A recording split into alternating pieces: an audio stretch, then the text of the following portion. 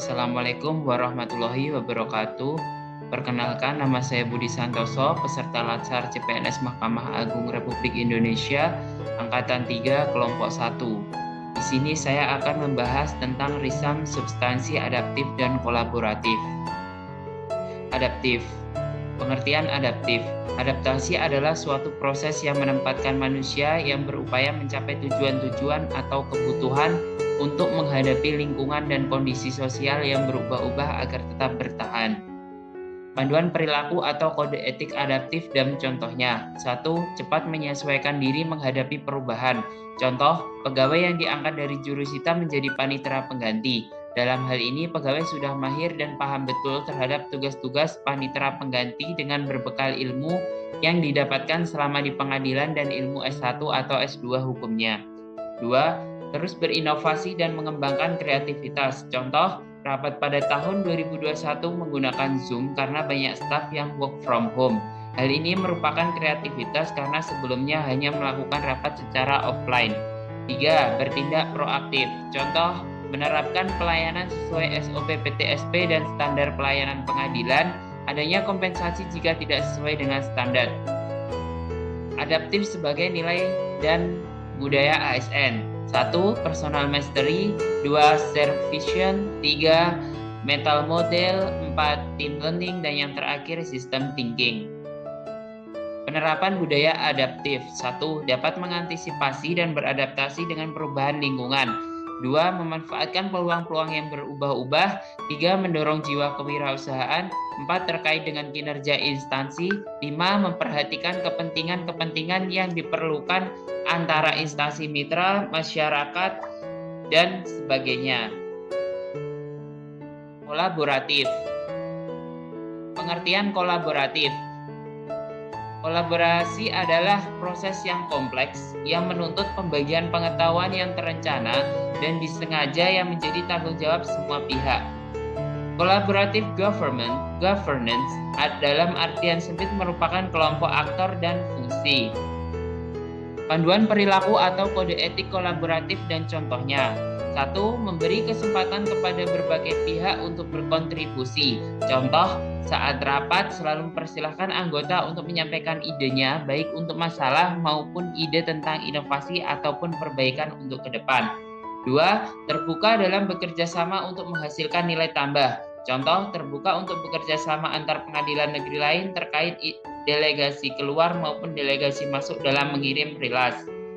3. Menggerakkan pemanfaatan berbagai sumber daya untuk tujuan bersama. Contoh, dari tindakan delegasi keluar maupun delegasi masuk ke PN lain merupakan pemanfaatan sumber daya untuk tujuan bersama juga. Sehingga dengan demikian sudah menerapkan kode etik menggerakkan pemanfaatan berbagai sumber daya untuk tujuan bersama. Kriteria penting untuk kolaborasi. 1. Forum yang diprakarsai oleh lembaga publik atau lembaga. 2. Peserta dalam forum termasuk aktor non-state. 3. Peserta terlibat langsung dalam pengambilan keputusan dan bukan hanya dikonsultasikan oleh agensi publik. 4. Forum secara resmi diatur dan bertemu secara kolektif. 5. Forum ini bertujuan untuk membuat keputusan dengan konsensus. 6. Fokus kolaborasi adalah kebijakan publik atau manajemen. Tahapan dalam melakukan asesmen tata kelola kolaborasi. Mengidentifikasi permasalahan dan peluang, merencanakan aksi kolaborasi, dan yang terakhir mendiskusikan strategi untuk mempengaruhi. Pengertian Whole of Government, WOG. WOG merupakan pendekatan yang menekankan aspek kebersamaan dan menghilangkan sekat-sekat sektoral yang selama ini terbangun dalam model NIM. Bentuk pendekatannya bisa dilakukan dalam pengembangan formal atau pendekatan informal. Keuntungan WOG. 1. Berfokus pada outcome yang tidak dapat dicapai oleh K atau L sektor secara masing-masing. 2. Boundary spanning. Implementasi kebijakan tidak hanya melibatkan satu instansi, tetapi lintas instansi. 3. Enabling. WOG membuat pemerintah lebih mampu menangani tantangan kebijakan yang kompleks. 3. Strengthening prevention. WOG mendorong pencegahan terhadap masalah yang mungkin berkembang lebih jauh. Panduan perilaku kolaboratif. Organisasi yang memiliki collaborative culture, indikatornya sebagai berikut. 1. Organisasi menganggap perubahan sebagai sesuatu yang alami dan perlu terjadi.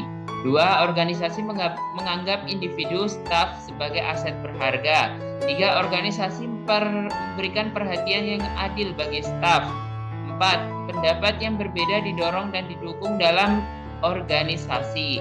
5. Masalah dan organisasi dibahas transparan untuk menghindari konflik. 6. Kolaborasi dan kerjasama tim antar divisi adalah didorong. 7. Secara keseluruhan, setiap divisi memiliki kesadaran terhadap kualitas layanan yang diberikan. Proses yang harus dilalui dalam menjalin kolaborasi. 1. Trust building. 2. Face-to-face dialogue. 3. Komitmen terhadap proses. 4. Pemahaman bersama. 5. Menetapkan outcome bersama.